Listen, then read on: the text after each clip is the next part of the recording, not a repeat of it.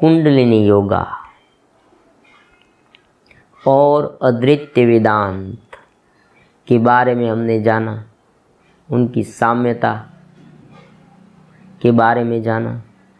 आज ये जो सुषुम्ना नाड़ी है वो हमारे जीवन में किस तरह से काम करती है और हमें कैसे फ़ायदेमंद है। देखो, आजकल का जो ज़माना है ना, वो कोई बिना फायदे के कुछ भी कार्य नहीं करता। आपको कोई कार्य करने की प्रेरणा तभी मिलेगी जब आपको उसमें से कुछ लाभ होगा, ऐसा आपको मालूम हो। तो यहाँ तो बहुत लाभ ही लाभ है, लेकिन हमें पूरा मालूम नहीं। तो एक बात हम समझ लें कि ये जो स्पिरिचुअलिटी है, योग है, अध्यात्म में आगे बढ़ने की बात है, अद्वैत वेदांत है, वो कहीं न कहीं तरीके से हमारे जीवन को सुखी, समृद्ध, आनंदित करता है। सही तरीके से विकास अध्यात्म करता है, सही तरीके से विकास करता है। तो कुंडलिनी योगा में जो सुषुम्ना नाड़ी है वो योग नाड़ी है, ध्यान नाड़ी है, नाड़ियों की रानी है। देखो, 72,000 नाड़ियाँ हमारे शरीर में है, उसमें से ये सुषुम्ना नाड़ी को ही क्यों हम इतना प्राधान्य देते हैं।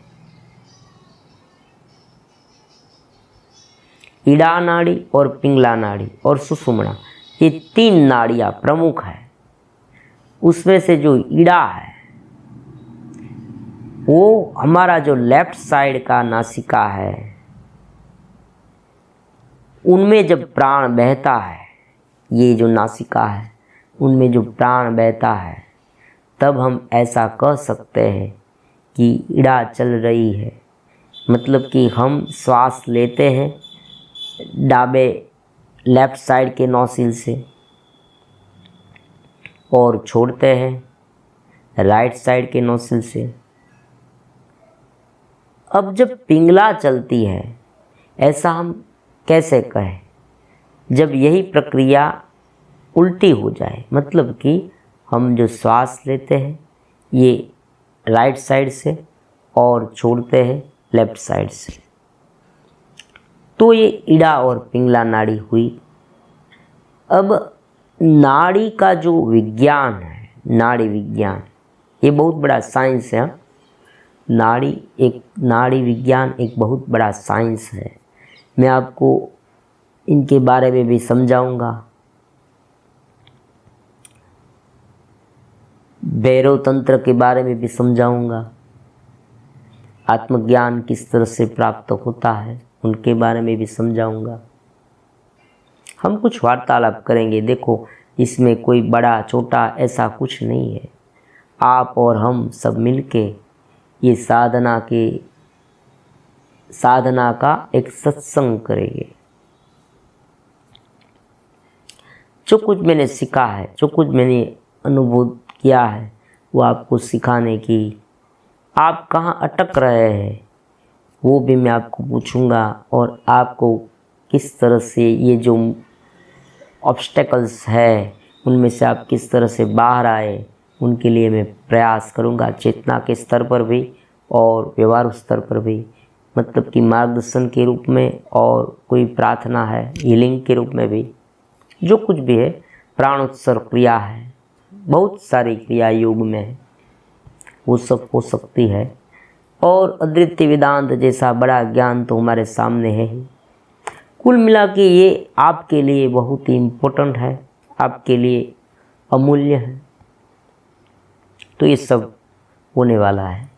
तो इड़ा और पिंगला के बीच जो सुषुम्ना नाड़ी है, हमारे पूरे दिन सुबह से लेकर शाम तक और रात से लेकर सुबह तक, ये जो 24 आवर्स है, उसमें से कुछ कुछ समय पर ये जो दोनों नाड़ी के बीच जो सुषुम्ना नाड़ी है, उसमें हमारा प्राण का वहन होता है।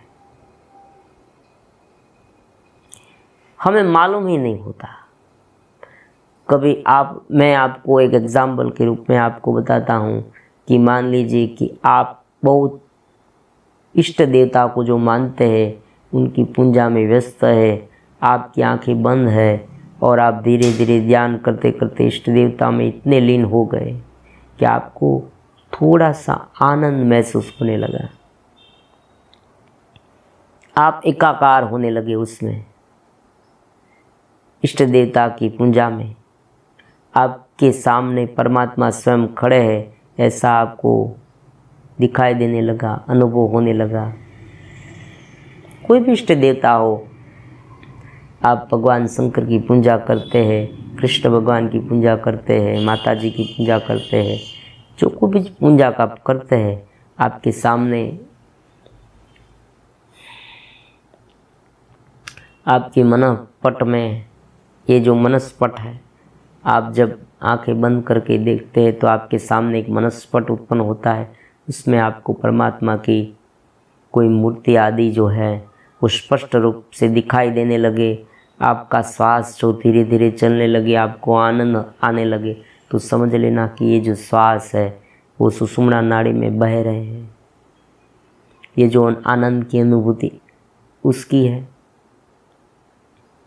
तो ये तीनों नाड़ी जो है उनका अलग अलग कार्य है। मैं आज ये समझाने की आपको कोशिश करूँगा। वीडियो थोड़ी लंबी होगी, वीडियो पूरी देखिए। देखो, मैं फिर से आपको कह देता हूँ वीडियो, क्योंकि ये आध्यात्मिक जगत अगोचर विश्व की रहस्यमयी बातें है। अगोचर विश्व की रहस्यमयी बातें, तो ये सब लंबी होगी, आप सहज रूप से समझ पाएंगे। और दूसरी बात जो है, आप जितना लंबा और जितना ध्यान से देखेंगे उतना गहरा ध्यान आपको लगेगा। नहीं है, ये पूरा विज्ञान है। जिस तरह से आसमान पर बड़ी बड़ी टैंकों के साथ प्लेन उड़ाया जाता है, देखो ये बचकाना लगेगा ना। आज हम यहाँ पर एक मोबाइल लेकर बैठे हैं और अमेरिका में बात हो रही है, ये बचकानी बातें लगेगी। लेकिन ये जो पूरा एटमॉस्फेयर है, ईथर है, वो एक दूसरे के साथ कनेक्ट है।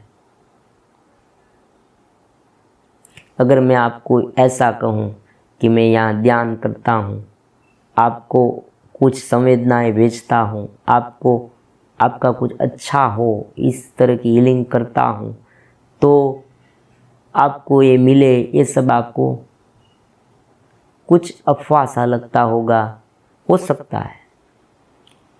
लेकिन ये सब होता है। क्यों? क्योंकि ये जो ईथर है वो एक है। आपकी जो सोच है उनके अनुरूप सब कुछ आपके आसपास होता है। अगर आप मेरे बारे में लंबे समय तक सोचने लगे तो आप धीरे धीरे मेरे विचारों से कनेक्ट होने लगेंगे। देखो, मेरे बारे में नहीं, मैं आपके बारे में सोचने लगूँ तो मैं आपके विचारों से कनेक्ट होने लगूँगा।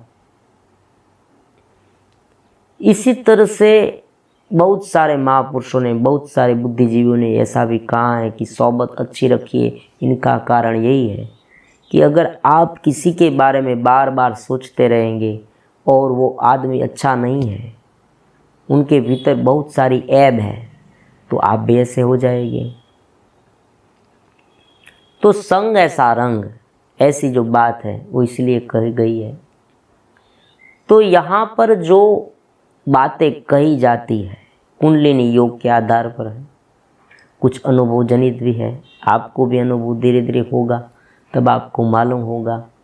आप कहते हैं मुझे अनुभव क्यों नहीं होता कुंडलिनी योग का, आनंद का, प्रकाश का, दिव्यता का, शरीर से पर होने का। तो उनका कारण यह है कि आपके प्रयास है ना, वो बहुत लंबे नहीं है। आपने कितने दिन किया? 15 दिन, 20 दिन, 1 महीना, 2 महीना, लंबे समय सब करना चाहिए। दूसरी बात है, ये संस्कार है। जिसके संस्कार जितने गाढ़, उतना उससे टाइम ज़्यादा लगेगा। आपके आंगन में बहुत बड़ा गड्ढा है, बहुत बड़ा गड्ढा, तो उस गड्ढे को भरने के लिए अगर गड्ढा बहुत गहरा है तो बहुत ज़्यादा मिट्टी की ज़रूरत आएगी। एक बहुत बड़ा तालाब है, उसमें अगर हमें कोई बड़ी सोसाइटी खड़ी करनी है तो क्या करना होगा, पहले तो उसे मिट्टी से भरना होगा। अगर आपकी ज़मीन समतल है तो बहुत आसान हो जाएगा, तुरंत ही आप बिल्डिंग खड़ी कर पाएंगे, आपको मिट्टी की आवश्यकता नहीं होगी। उसी तरह से ये जो संस्कार का झमेला आपके भीतर कितना है, उन पर ये साधना का आधार है। कुल मिला के जो भी हो, लेकिन शुभ शुरुआत आपको धीरे धीरे गाइड